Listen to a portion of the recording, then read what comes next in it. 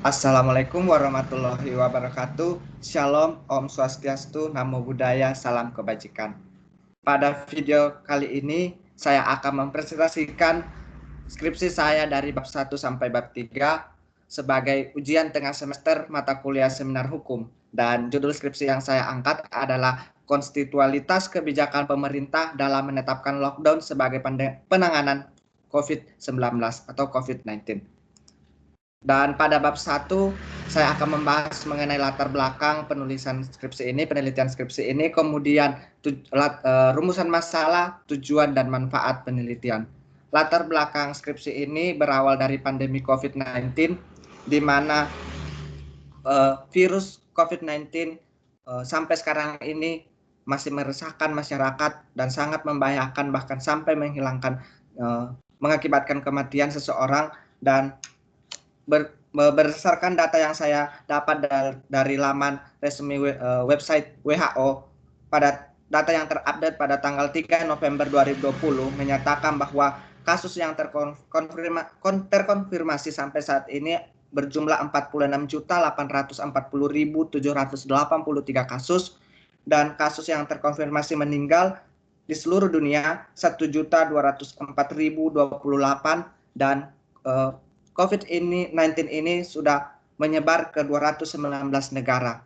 Dan COVID ini berawal di akhir Desember tahun 2019, kemudian menyebar ke seluruh dunia, berawal dari kota Wuhan, Provinsi Hubei, Tiongkok, dan pada tanggal 23 Januari pemerintah Tiongkok menerapkan kebijakan lockdown di Wuhan, dan kemudian virus ini semakin menyebar bahkan sampai ke Indonesia, dan pemerintah Indonesia pada tanggal 2 Maret 2020 mengumumkan bahwa ada masyarakat yang terinfeksi terpapar virus COVID-19 melalui kasus 01 dan kasus 02. Beberapa hari kemudian, tepatnya pada tanggal 11 Maret, WHO menyatakan bahwa COVID-19 sebagai pandemi global. Kemudian setelah WHO menyatakan demikian, pemerintah Indonesia mengambil langkah kebijakan membentuk gugus tugas penanganan COVID-19 melalui Kepres nomor 7 tahun 2020, kemudian mengambil langkah dengan menetapkan pada tanggal 31 Maret 2020 bahwa pandemi COVID-19 sebagai darurat kesehatan nasional melalui Kepres nomor 11 tahun 2020, dan berselang 14 hari kemudian pada tanggal 13 April 2020 pemerintah menyatakan bahwa pandemi COVID-19 sebagai dalam status bencana nasional melalui Kepres nomor 12 tahun 2020. Apabila kita melihat masalah virus COVID-19, pandemi COVID-19 ini memaksa negara dan bangsa berada dalam situasi darurat. Dan dalam perspektif hukum tata negara dan hukum tata negara darurat, apabila negara tidak selamanya dalam situasi yang normal, namun ada kalanya negara berada dalam situasi darurat. Dan pada saat ini dampak dari COVID-19 tidak hanya bagi aspek kesehatan, namun juga pada politik, sosial, ekonomi, dan budaya, sehingga memaksa negara berada dalam situasi darurat. Dan dalam hukum tata negara ada dua rezim hukum yang berlaku, seperti yang saya katakan bahwa rezim hukum yang berlaku dalam keadaan normal dan rezim hukum yang berlaku dalam keadaan tidak normal. Dan apabila negara berada dalam keadaan tidak normal atau state of emergency, maka instrumen hukum dalam penyelenggaraan negara pada saat normal tidak dapat dipergunakan atau diberlakukan dalam keadaan yang darurat. Dan meskipun digunakan dalam keadaan darurat, penyelenggaraan negara tidak akan berjalan dengan efektif.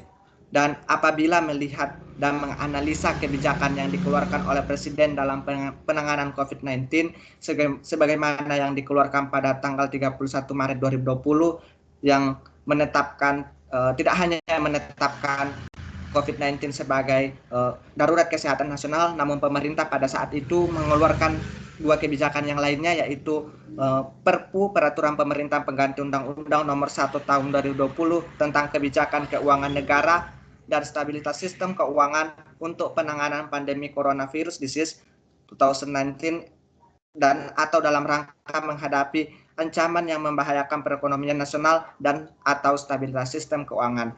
Dan instrumen yang terakhir yang dikeluarkan pada tanggal 31 Maret 2020 yaitu Peraturan Pemerintah Nomor 21 Tahun 2020 tentang pembatasan sosial berskala besar.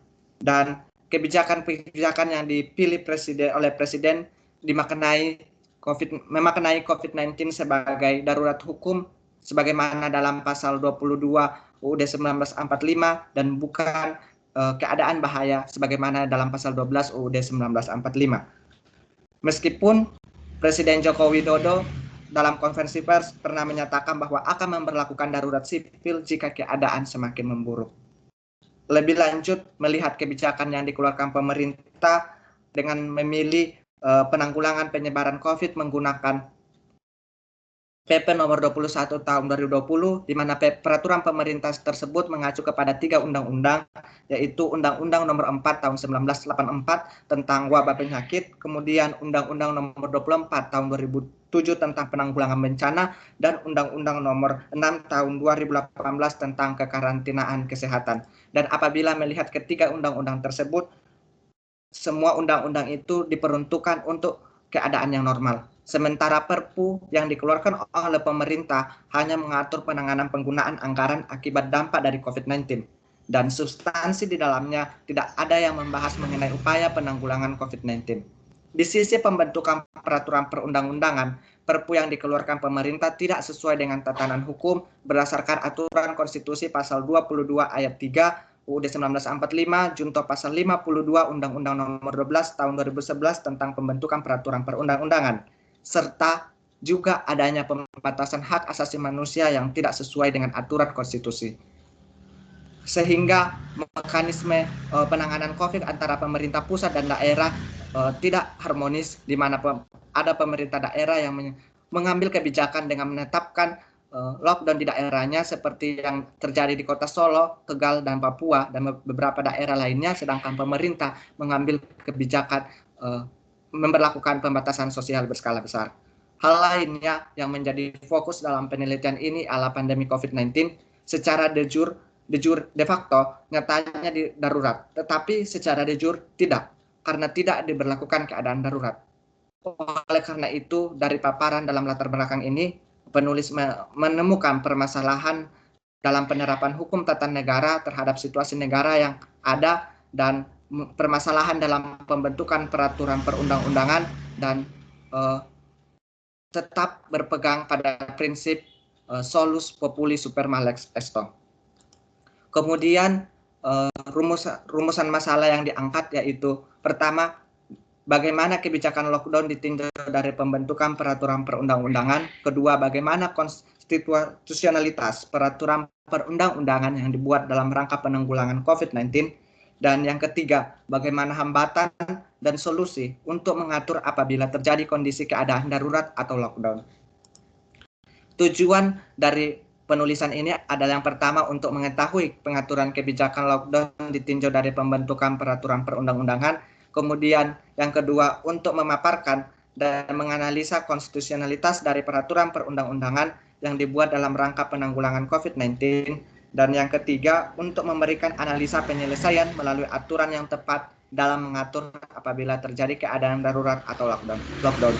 Dan manfaatnya terdiri dari dua manfaat, yaitu manfaat teoritis dan manfaat praktis. Manfaat teoritis tersendiri, penelitian ini juga dapat diharapkan menjadi rujukan referensi dan bahan literatur untuk penelitian selanjutnya. Kemudian manfaat praktis bagi akademisi menjadi bahan literatur dan dapat dikembangkan untuk penelitian berikutnya bagi pemerintah dan praktisi sebagai referensi ilmu untuk membentuk regulasi bagi masyarakat, bermanfaat untuk menambah pengetahuan dan informasi mengenai status negara apabila terjadi keadaan darurat, dan kemudian bagi penulis tersendiri dapat meneliti dan mencari solusi terhadap permasalahan hukum dengan berbekal ilmu yang telah didapat semasa kuliah. Dan pada bab 2, saya akan membahas mengenai tinjauan pustaka. Dan tinjauan pustaka terdiri dari 3 subbab, yaitu landasan konseptual, landasan yuridis, landasan teori.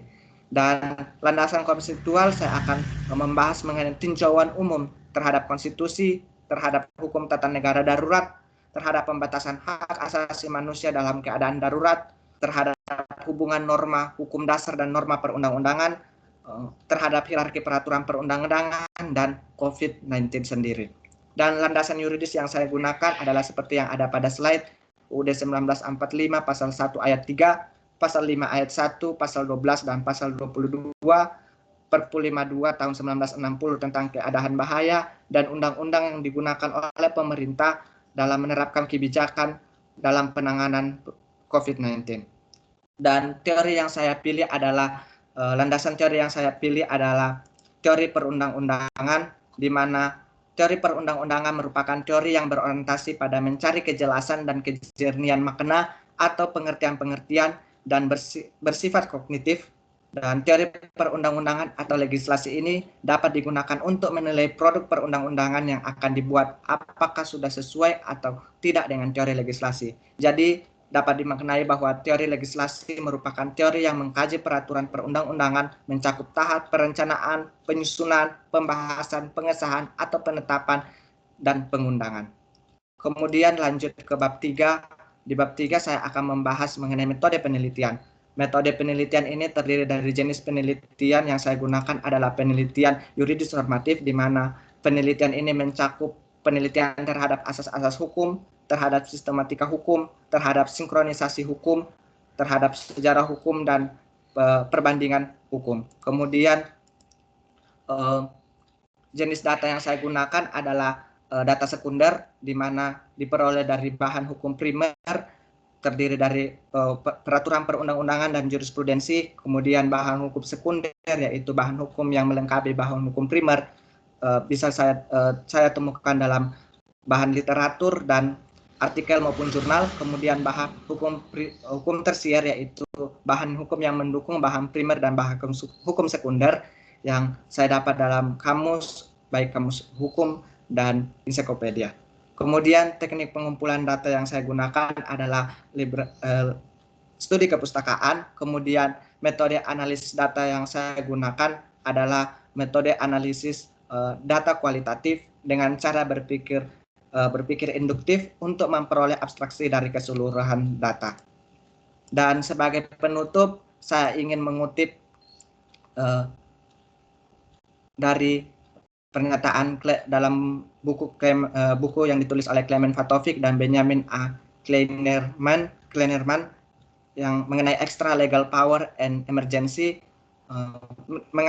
perspective on prerogative, menyatakan bahwa perhaps even more troubling than the violation of the law in times of emergency may be the impulse to legalize any measure that the government claims necessary to deal with an emergency. Jadi mungkin yang lebih menjadi masalah daripada pelanggaran hukum di saat darurat adalah dorongan untuk melegalkan tindakan apapun yang diklaim oleh pemerintah diperlukan untuk menangani keadaan darurat. Jadi pemerintah dalam menetapkan suatu kebijakan pada saat keadaan darurat harus berhati-hati, karena mengatur bukan hanya penyelenggaraan negara, tetapi hak-hak masyarakat, hak asasi manusia. Dan apabila keadaan darurat, perlu pemerintah tetap mengedepankan prinsip solus populi super malex extor. Demikian presentasi saya dari bab 1 sampai bab 3. Mohon maaf apabila ada kekurangan. Terima kasih. Assalamualaikum warahmatullahi wabarakatuh. Shalom, Om Santi Santi Om, Namo Buddhaya, salam kebajikan.